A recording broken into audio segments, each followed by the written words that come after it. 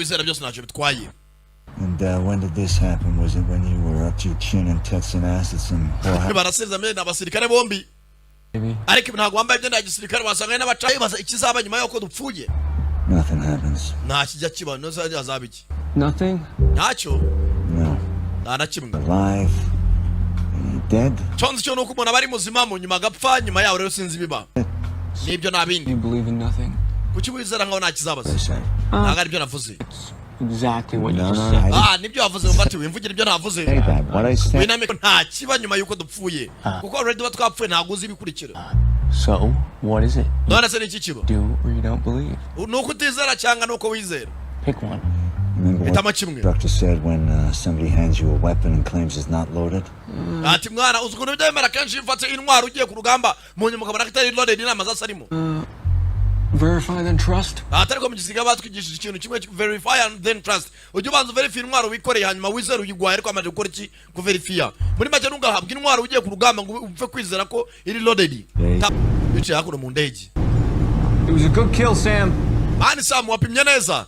Sasa Samu baza yisha umuntu base nkaho naye mwayibonye film itangira.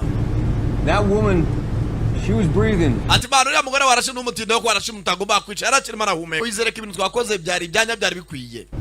Ntagomba kwicuza ibyakoze ko umuntu twishe twagomba kumuvana mu nzira naba mu akazi. Think so? Niko bicekase. All my life I would not have put you in a situation like that if it weren't. Ati rwose umusore muto unyizere ndakuyoboye ntabwo naguca muri situation idakwita. In your palms you kill for money. Ati nkunasomye ibiganza byawe muri akazi ukora wica kugira ngo amafaranga you kill for money. What do you do for money, huh? Nse mukobo ukora iki kujya kubwa amafaranga. What I do? Ngibyo ngora ndabizi. Yeah. You sell your ass. Nawe ugurisha umumetso wawe. Keni nagahoro. She doesn't believe you. Nagajya kwizera. A killer's word means nothing. Ati jambo ry'umwica iteka nagaciro rigira. To anyone. Nta jambo ry'umwica ryagaciro ku muntu wari wese. I told you I'm a soldier. Nakugenda umusirikare. Like people, we turinda abantu. Bad guys. Kica abantu babi. We don't have another choice. Naye mahitamo dufite. Who? Udukurikije ndi. Your government. Urinda abaturage ukurikije leta yawe cyangwa. You really think that makes a difference? Uracheka ari tandukaniro ririmo se? When my baby girl was only one. Ati gihe umwana wanjye arafite umwaka umwe. Her father was gunned down in the street. Ati ise bamurasiye mu muhanda. Why? Because he thought my husband was someone else. Kubera ko bacyaka umugabo wanjye ari ikindi kintu. Nicyo nyine bamuhoye. This killer also worked for the government. Umwicanyi wica umugabo wanjye nawe yavuze ko yakoreraga leta. But they got it wrong. Ariko bari baribeshye ku mugabo wanjye. Cost my husband his life. Baranje bamwambura ubuzima umugabo wanjye. Or her father. Umukobwa wanjye yitaga se niwe bishe. That killer thought he had good reason for what he did too. Ati nuwo mwicanyi wa munsi yuva ko yarafite impamvu yo gutituma akora ibyo yakora kandi yumva ko iyo mpamvu ari nziza. Ariko ari umuryango yasize umwana w'imfubyi n'umugore amugira umupfakazi. Telefone rasoni. Taba telefone ma. Sam? Mvaneze ko ari amakuru meza. What's wrong? Sam ikibazo ki? Where's Ken? Ken ari. He's down. He's hit. Ari hasi yarashwe. He's unconscious. I can't get Sana wahwereye. but he's bleeding. Nago nakwegerana n'usubye karema rava cyane. We need a medic up here, Tam, now. Ukeneye ubufasha bwihuse n'ubuvuzi. Dufite abagabo nkawe.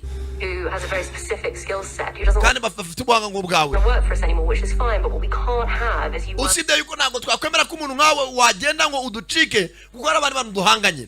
Bivuze ngo uramutse uvuye muri kano kazi nongere. Any more assets, and that's a pretty fucking big assumption. Bivuze ngo tamara mu gihe ataroriza izindi ngabo zicukura esanseri twatake twategereza.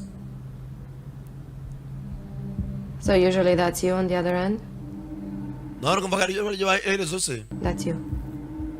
Urumurashinga bariye cyane. Nindi shooter. Thinking. None waba uzi cyo umurashi mugenzi arimo aratekereza. Nimba uri umusniper iri muri situation nk'iyi uba uri gutekereza iki? Yeah. Ukobwa aramubaza. He knows what you're thinking. Rero niba uri na wari sniper nkawe nabashaka kwaza ibyo muri atekereza. Nkuko uvuze ngo dutegereze izuba ribarasireho. Ubwo bari muri south west amajyepfo y'uburengerazuba tukaba turi muri east. Bivuze ngo izuba rirasa kuri etage turiho rirasa hakurya. nawe arimo atekereza nk'ibyo ntekereza. Isn't he worried about the sunrise? Ese arakeka nawe adahangayikishijwe nuko izuba riri burase? Not at all. Ntabwo ari byo ari gutekereza. Why not? Kubera iki cyatuma atabitekereza? Because he figures we're gonna run before then. Kuko we azi yuko turi bwirukanga mbere yuko rirasa. Figures we won't be able to wait it out. Abasniper barambirwa vuba kenshi yicaye ahantu hamwe. Even if we do wait till the sun comes up, by then we're gonna be cold and sore, cramped up, and Maniga ifite icyizere. yeah. What is he thinking right now? None se atekereza ari gutekereza iki? Oh, right now he's gonna be pissed. Byanga byakunda arabanza agira akantu ko kuyaga mu mutwe. See, this was supposed to be a 10-second job. 1, 2, 3, bang. Akenshi umusniper wese aba arimo arabara amasegonda atarenze 10 buri kanya, ubara amasegonda 10. Iyo uje gukora akazi k'ubusniper uvuga ati amasegonda 10 ndabanisha umuntu ncomoke. Iyo rero bigiye kundenga mu myaka ya 18 ndajoininga. Nabwo join is a force. And I may as well be. Ati didi yapfuye naje nshaka kurikira mu kanya. And my daughter. Kandi umukobwa wanjye. Who will provide for her once I'm gone? Ese nimfa rindi uzamwitaho. Ntabwo urabeho tuzasubira.